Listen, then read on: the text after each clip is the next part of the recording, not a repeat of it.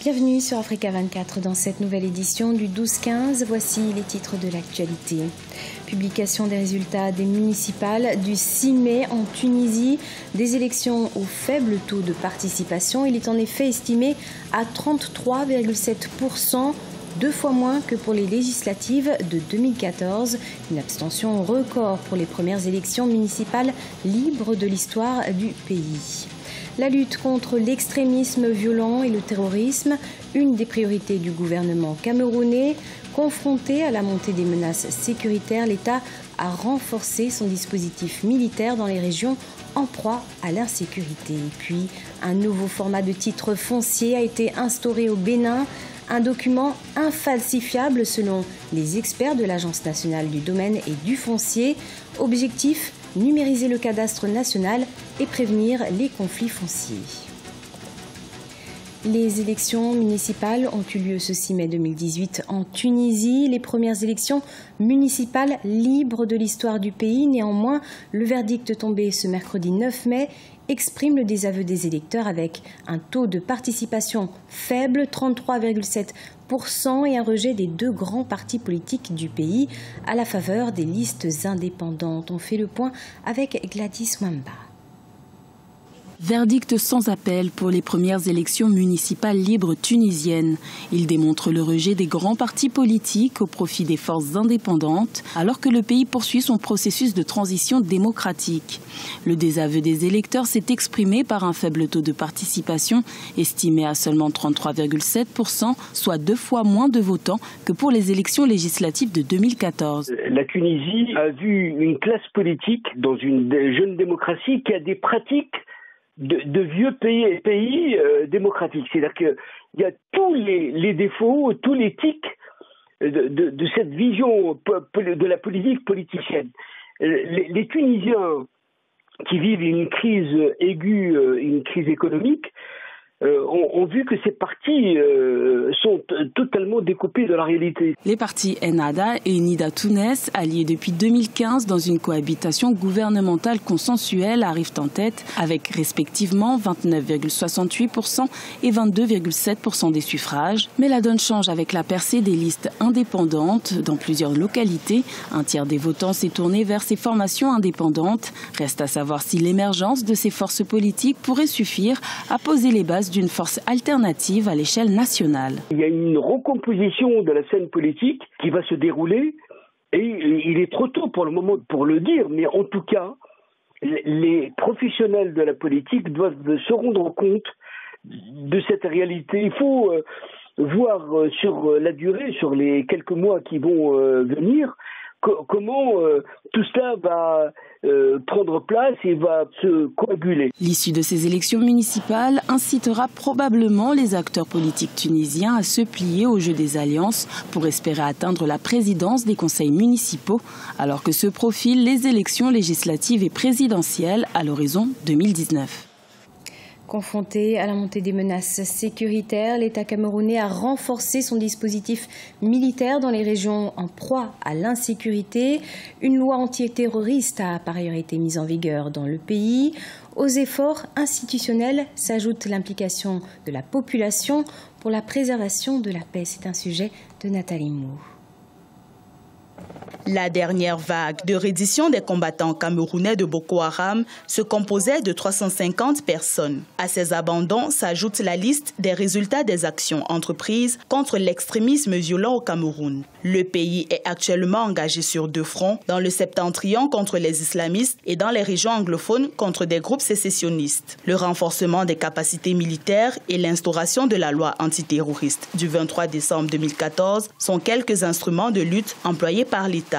La prise en compte de la nature de la menace a poussé à la réorganisation du commandement militaire avec la création et l'activation immédiate de la 4e région militaire interarmée. Là également, il fait agir de resserrer le maillage territorial, de rapprocher les unités, le commandement du théâtre des opérations. Au Cameroun, suivant la politique de défense populaire, l'action civile contribue également à la riposte contre la montée des radicalismes. On peut ainsi relever l'implication des comités de vigilance contre Boko Haram dès 2015. La protection et la réinsertion familiale illégale des enfants enrôlés dans les groupes armés est l'un des combats sociaux majeurs menés par le Cameroun. Ce qui nous intéresse, c'est des enfants de moins de 18 ans. Comme c'est des enfants qui sont associés à des groupes particuliers, peut-être qui ont reçu une certaine éducation, une nouvelle éducation, on doit juger parce qu'il faudrait engager le processus de déconditionnement. Parce que pour pouvoir les remettre dans leur famille, dans leur communauté de base, il faudrait s'assurer qu'ils ont gardé le maximum plutôt de leur famille de base que du milieu dans lequel ils ont été amenés à vivre du fait de cette crise-là. Pour le gouvernement camerounais, la meilleure place d'un enfant, c'est dans un cadre familial. La fête nationale du Cameroun, qui se célèbre le 20 mai, consacre la préservation de la paix sociale. Pour l'atteinte de cet objectif, le pays va bientôt se doter d'un centre national de lutte contre l'extrémisme violent. Les pays africains ont émis 18,3 milliards de dollars de dettes libellées en 2017. Dernier pays à avoir recours aux obligations, l'Angola qui a levé 1,25 milliard de dollars en euros obligations. Une dette qui est en cours jusqu'en 2048. Et pour éviter les surcoûts au risque de change, la Banque africaine de développement recommande le recours aux marchés locaux ou encore des émissions obligataires en monnaie locale. Les précisions de Victoria Sedji. Les obligations émises en monnaie étrangère coûtent cher au continent africain. En 2017, les pays africains ont émis 18,3 milliards de dollars de dettes libellées en euros et en dollars, selon la BAD, Banque africaine de développement, qui déclare que c'est un chiffre record inquiétant et un risque de surendettement pour les économies africaines en voie de développement.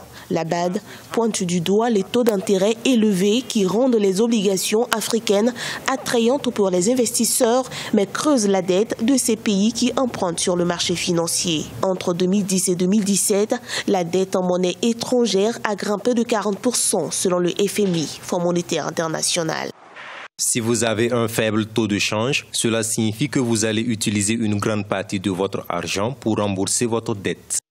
Au cours des 6 dernières années, le taux d'endettement public moyen du continent a augmenté de près de 20% pour atteindre 53% de son produit intérieur brut. Même si la Banque africaine de développement estime que la dette publique en Afrique reste loin du niveau critique, elle appelle les gouvernements africains à privilégier l'émission d'obligations en monnaie locale.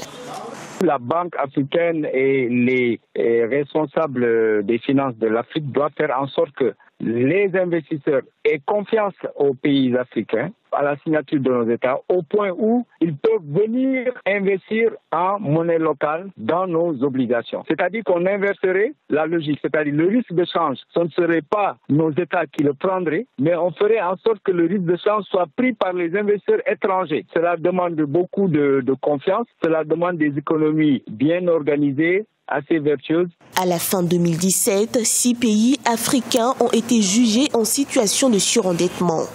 Les notations du Fonds monétaire international pour des pays comme la Zambie et l'Éthiopie ont été changées d'un risque de surendettement modéré à élevé. Pour l'heure, les obligations en dollars vendues par les gouvernements africains ont un rendement moyen de 6,91% contre 5,66% en janvier 2018 selon les indices de la Standard Bank. Au Bénin, l'Agence nationale du domaine et du foncier a lancé un nouveau format du titre foncier, un document jugé infalsifiable. Il permettra notamment la numérisation du cadastre national. Près de 50 000 dossiers de titres de propriété sont concernés. Reportage Leftiounou, commentaire Ashley Duprat. Un nouveau format de titre foncier est instauré au Bénin. Selon des experts de l'Agence nationale du domaine et du foncier, ce document est infalsifiable. Son instauration s'inscrit dans le cadre des réformes foncières et domaniales lancées par le gouvernement du président Patrice Talon. Ce nouveau format du titre de propriété est issu d'un processus informatisé. La pièce est délivrée aux propriétaires en format B5 et en version papier bi-étage. Cette volonté de sécuriser le titre foncier participe en sus de sécuriser les populations, également de sécuriser les investissements, pour faire en sorte que les documents qui sont produits par des investisseurs ou des requérants ou des candidats au crédit bancaire ou financier puissent pouvoir produire des documents qui rassurent les banquiers et des documents qui sous-tendent des crédits de façon rigoureusement sécurisés. Plusieurs litiges domaniaux sont enregistrés chaque année dans le pays.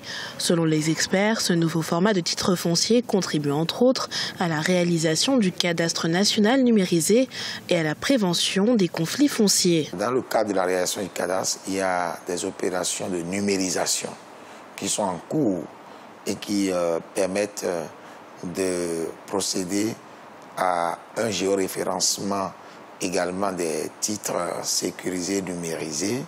Et ceci permet, in fine, d'assurer la sécurité foncière et donc de lutter efficacement contre les conflits fonciers.